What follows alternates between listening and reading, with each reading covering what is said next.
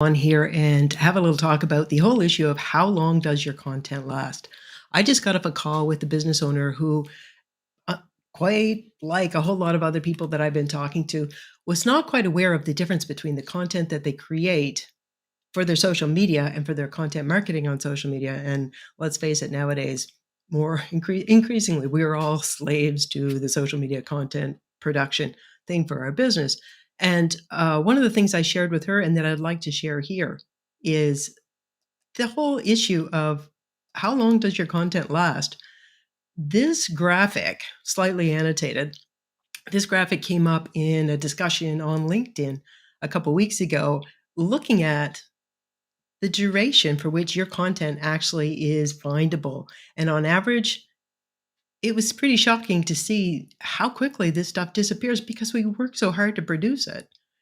And as you can see, the stuff that you are putting so much investment in is evaporating. And if un- your blog posts and your podcast were the only thing that lasted for any significant time, blog posts, how findable they are, I'm not sure, had an average of 2 years. Podcast episodes can still be found for 5 years.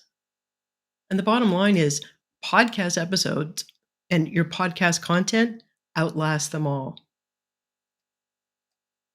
That is a really important consideration, I think, when you're planning your content strategy going forward. It's getting harder and harder to get seen. The reach is decreasing, and not inconsequentially, the cost of advertising on social media has, on average, doubled in the last year. It's getting harder and harder to be seen. And seriously, if you want to be getting your message heard, you need to go where people are listening.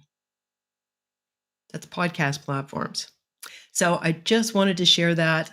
How long does your content last?